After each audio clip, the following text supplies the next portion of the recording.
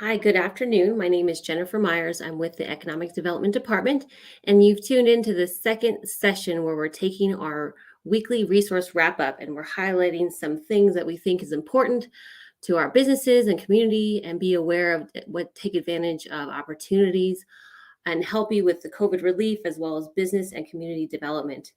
We recognize that everyone's pretty busy right now, and if you're on right now, it's helpful to stream on Facebook and YouTube or podcast, and we can explore versus reading these weekly wrap-ups in our email. So if you don't get the weekly wrap-up, we send them out every Monday, and it looks just like this. You can if you can sign up here, join the email list, as well as look at past weekly wrap-ups and visit our website directly. Now, these will go out every Monday, and this is a screenshot of what it looks like. There's numerous opportunities for grants, loans for businesses, communities, local governments, and nonprofits. We highlight events, news articles, and we want to create awareness to help you get funding, assist you in your needs to grow your business or support your community. You also can go on to edd.newmexico.gov and you can see our website again listed up here on the left-hand side. So this is our pilot session. So we're trying to live stream every Monday to go over highlights that we think are important.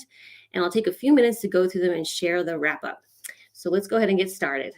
So on the left-hand side, we always highlight any economic development webinars or events that you should be aware of. So the one that's happening this week is our Sustainable Economy Advisory Council. So it's happening December 16th at 2:30 p.m. And so to be able to access that, you just have to click on the link provided. These are all hyperlinked. And then there's also a link to our Main Street event listing on the left-hand side. And as far as COVID recovery goes, there's the Downtown Storefront Activation Grant, and this is specific to the downtown Albuquerque area. There's $500,000 that's available for rental space in that area. And there's still funding available. Grants are up to $30,000 and are available for small businesses. So again, just click on this link to apply and I'll walk you through the process. Next is some EDA funding for small business loans are available for these counties specifically. It's up to $250,000 for a 3.5% fixed interest rate. And these are the listing of the applicable proceeds of the loan. So once again, just click on the link if you would like to learn more about that program. And as you can see on the left, we have some articles and links that we think would be applicable for your business, community, any type of resources that you need to be aware of. So for example, we have this cannabis license types. There's accepting applications. And once again, just click on it and you can read the applicable article, and they're all on the left-hand side of our weekly wrap-up. We also have our Farm and Food Worker Relief Grant Program. It's financial assistance. It's basically a $600 flat rate payment for eligible farm workers, meatpacking workers, and grocery store workers who incur costs because of the pandemic. The deadline for that is February 8th next year, so February 8th of 2022. So as you can see, we're going to transition to business resources. We have a technical assistance program. This offers free training and technical assistance to strengthen and disadvantaged businesses. So what kind of training are we looking at? We're looking at any type of training, really: accounting, QuickBooks, business pivoting, strategic planning, coaching, marketing. So they're listed all the different trainings that they provide. And their focus is primarily on underserved rural areas, if they're in a hub zone, an opportunity zone, or if it's considered low income as well. And this section, you already are aware, if you're listening to this, we are live streaming on Facebook and YouTube. But the big highlight for this week's weekly wrap up is the Hospitality Training Reimbursement Program. So in conjunction with the Department of Workforce Solutions and Tourism, it's featuring a training reimbursement program specific to the hospitality industry to assist with training costs and increase the workforce back to their pre-pandemic. So what does that mean? So there's 16 weeks ranging of total reimbursement, which per employee would be $816 to $4,480. So the criteria is listed right here, but I'll go ahead and mention it as well. You must pay at least $12.50 an hour, full-time or part-time, tipped or non-tipped. For businesses in the food service industry, 25% of the new hires must be tipped full-time server staff.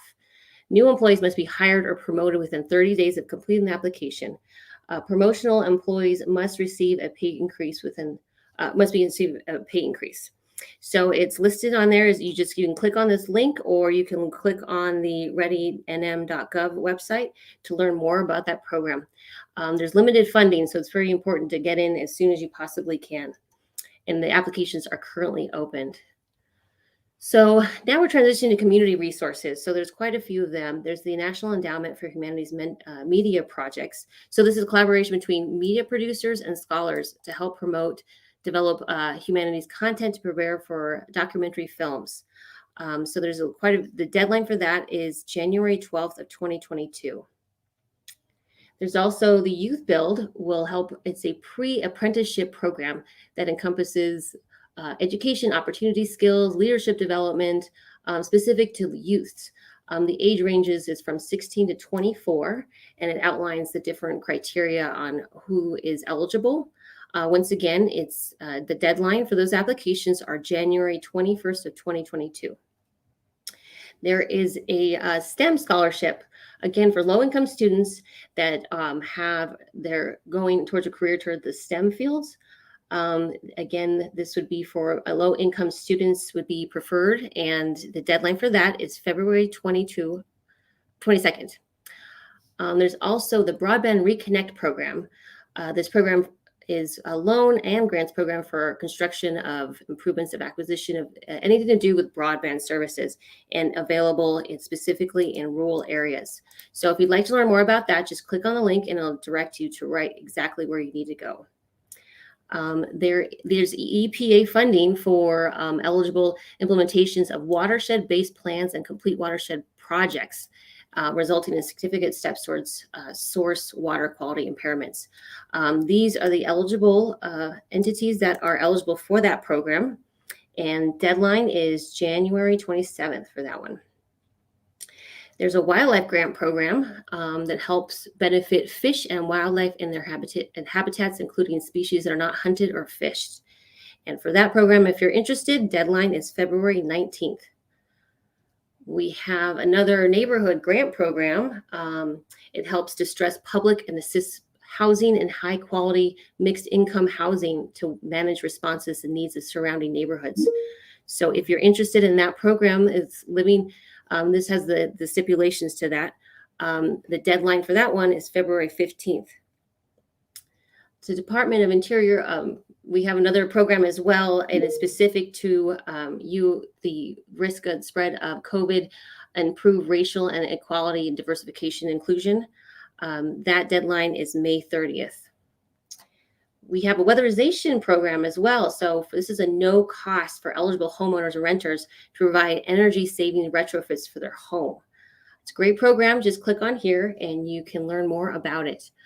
The Community Forest Program allows conservation forests to provide public access to recreational opportunities and protects vital water supplies, wildlife habitat, as well as, and these are the eligible criteria to apply. Deadline is January 10th. We also have some WIOA funds, and they're specific to Indian, Alaska, Native Hawaiian individuals. And this is to support employment and training activities for those communities. And that will be April 12th of 2022. Lastly, in the community section, we have a Hispanic Serving Institution Education Grant Program. It's to help promote and strengthen the ability of Hispanic serving institutions carrying out higher education programs specific to food and agriculture sciences. So the deadline for that is January 28th. And this is another section, and it's called In Case You Missed It. So it's outlined specifically. It's a lot of the information that is provided up above that we put down here, so you can always go back in case you haven't seen the latest version. So it is broken out between COVID resources, business resources, and well as community resources. So you can do a quick scan to see if there's anything eligible for yourself, and also the corresponding deadlines as well. We have upcoming webinars and events. So this is the area for that. So these ones have not passed. So if you're definitely interested, you should apply. It's going to be for this week. There's a lot of them from USDA. We have some SBIR Summit, as well as some startup office hours that you can just click on and you can sign up directly there. We also include some ongoing webinars from our partners. We've got SCORE, West, a lot of our different SBDCs. They have a lot of different great webinars that we like to feature, so you can find them listed here. And then the Economic Development Department hosts a weekly recovery series. And if there's any recordings, we always list it here for you to take a look at. And you also can visit any past ones by just clicking on this link provided. Like once again, this is the kind of the bottom of the page. You can visit our website, you can view past newsletters, and you also can join this weekly wrap-up mailing list as well. So with that, thank you so much for tuning in, and hopefully you'll tune in next Monday. You'll hear the latest opportunities that are available to you to assist your business or community. So thank you so much and take care.